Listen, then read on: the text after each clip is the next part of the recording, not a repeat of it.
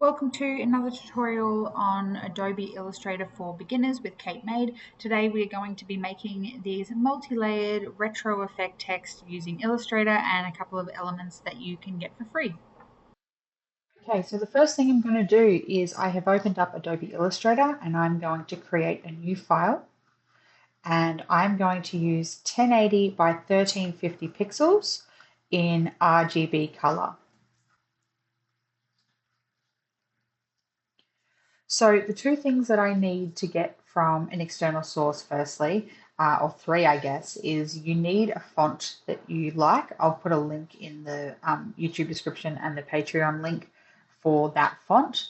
You also need a color palette, and you need that grunge overlay that's going to add sort of that distressed look over the top of your text. So the first thing I'm going to get is those external elements. I've already got the font, but I do need a color palette to use. So I'm going to use a retro color palette. You can put more specification in here, like pink or a 70s, whatever you want. And I'm just going to pick one that I like. They're all pretty similar, but let's use this one, I think. I'm just going to click on one that I like, right click and copy that image. And in Adobe Illustrator, I'm going to paste that. We'll use that one in a second, so just leave that there. Now I'm going to look for a transparent grunge overlay, and you'll get all of these options. So if you haven't looked for overlays before and you need a transparent background, a couple of tips here. The first thing is that I'm in Google Images.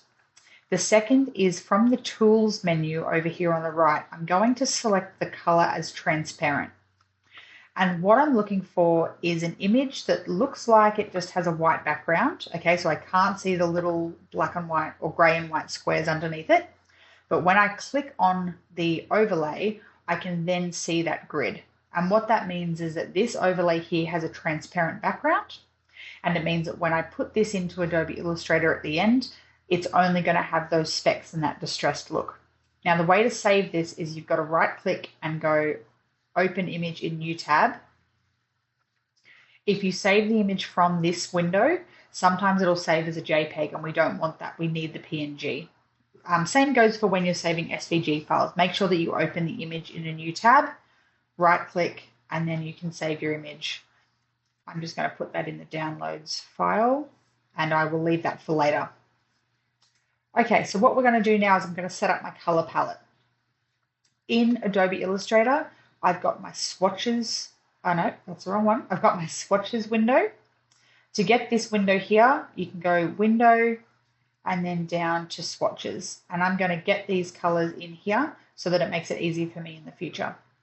So I'm going to get my eyedropper tool, click on the first color, and you can see that it shows up over here, and just click and drag that into my palette. The next color, click and drag it over to my swatch. Drag all these across.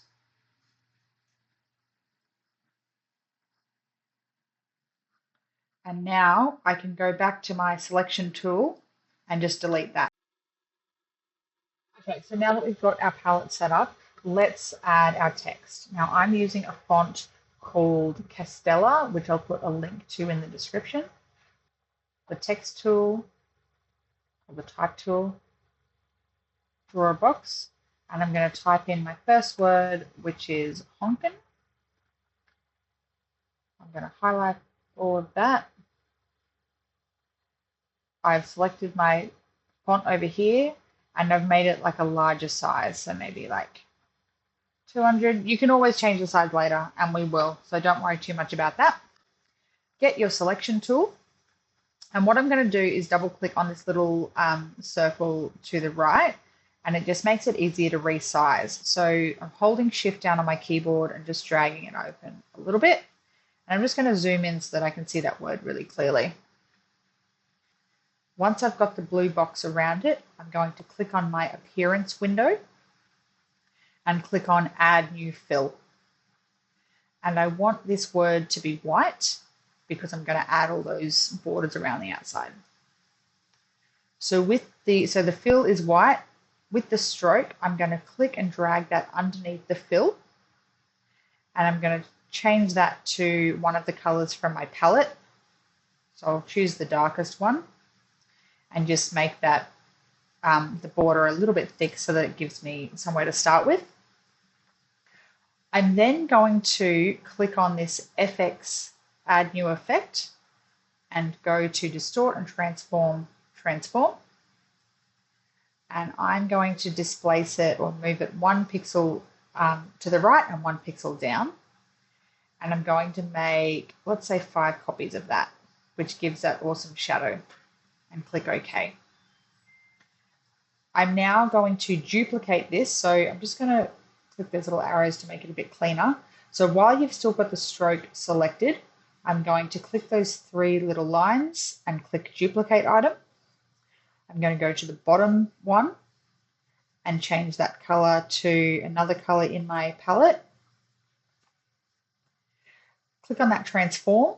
I'm going to leave it as 1 and 1, but down here where it says 5, I now want to double it. So I'll make it 10, which shows it another 5 copies out of where I've just created that shadow. Once again, I'll click on that new stroke I've just created and click on Duplicate. And let's make that another color from our palette. Transform, make that 15. And I'll do 1 more times. So duplicate, I'm going to make that this color here, and transform will change to 20. Next thing I'm going to do is create the second word, and then I'll add that the grunge look over the top of those. So click on the word, Control C, Control V, or just copy paste, and you can literally just type whatever word you want now. So once the appearance is all set, you can then easily just type as many words as you want using this method. Okay, so let's add on that grunge look from the start. So first thing I'm going to do is open up my transparency window. So window transparency. Click on the first word, so this top one here. I'm going to double click on this little, I guess, warning sign or stop sign, unclick on clip, and then go File, Place. And I'm just going to add in that grunge texture that I downloaded right at the start and just drag it right over the top of my word. Now you can see here, it's obviously not going to show up on the white section, but it is showing up on that shadow. It's a little harsh at the moment, so I probably want to soften that down to maybe 65%. So it looks distressed, but it doesn't look too sort of out of the box. Once I'm happy with it, I'm going to double click on my original word to get out of that setting. And I'm going to do the same for the bottom. So click on that word, double click, unclip, File, Place, select your file, your overlay. Make sure that it covers the entire word. Change that down to 65. And then double click on the original word to get back to it. Perfect. And now as you move them around, that transparency is clipped into the original word. Now, the one other thing that we have to do as part of this design until we sort of move it around and put it how we want it to be is we need to put those words around it. And we're going to sort of draw a path around these words so that I can put that a little less and a little more. So first step is let's get those words how I want them on the page. I want them to be a little bit bigger. So I'm just going to drag them so they take up most of the width like that. And sort of line them up a little bit and see if it's generally the same size. Okay, let's say about that. Okay, so I'm going to zoom right into the top of this first word, and I want these words to sort of wrap around to match that outline directly. Okay, so I'm going to get my pen tool, my curvature tool, and I'm just going to select points along this word.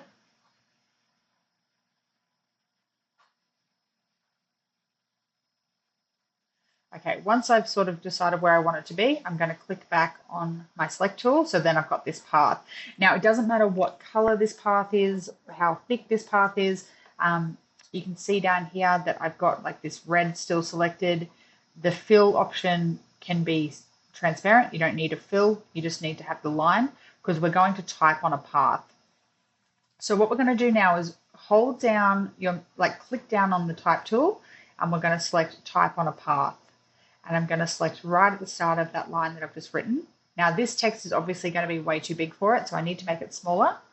And I'm also going to change the font. I might even make it down to say 50. I can always make it bigger. And I'm going to make it American typewriter. Yeah, just condensed is fine. Okay, so I'm going to type a little less. And what I've done, you can see that it disappeared because the line wasn't big enough for it. I'm just going to click down on the size until that all fits on that line. Okay, perfect. Now go back to my selection tool and you'll see that that original red line has disappeared. You can draw this line as far as you want. You can go across the whole word. You can go up the side, whatever you want to do.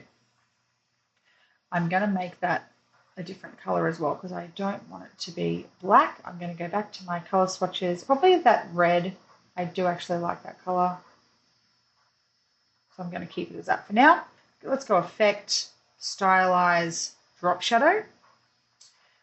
Way too much. So I'm just going to offset it down to like I just want to add a tiny little bit of, I guess, character to it. I don't really want it to be seen. I don't want you to be able to see that there's anything behind it. Okay, so let's now go down to the bottom one. And this one I'm just going to weave up around the T. So again, go back to my curvature line, start it down here. I don't want it too close. You see that it was too... Now, the reason that it's cut out part of that letter is because it has a white fill. So down here, I'm just going to click None, and it will disappear. Okay, same thing again. Type on a path, click on that end, and go a little more. Again, it's disappeared because it's too big. So let's just go down. I only had to click down once for this one. I'm going to make this text the same color red. Go back to selection, effect, apply drop shadow. Now it will save the settings from before, so it knows what sort of size that I want. Let's just zoom out and have a look at it. Perfect. Okay, so I'm really happy with this. If you want to move things around now, what I'd probably suggest is that you group these two things together by selecting both and going group, and then do the same for the bottom. Except of course that's not going to do it, so I'm just going to select individually, and this way I can then make them bigger as well. Remember, if you're resizing, always hold shift down on your keyboard so that nothing gets out of ratio. And that is done. You can now add in like a fancy background. You can keep the background transparent if you want to put this on a shirt or you don't want to do anything else with it. If you want it to be a poster, probably add in the background. But that is a perfect little introductory tutorial. We have used the appearance tab, we've used an overlay transparency, we've used drop shadow, type on a path. So there's quite a few different techniques built into this. It's a really good introduction to sort of multiple techniques that you can use to try and make that, that text pop. Hope you enjoyed it. Let me know what you think. If you have any questions, always let me know.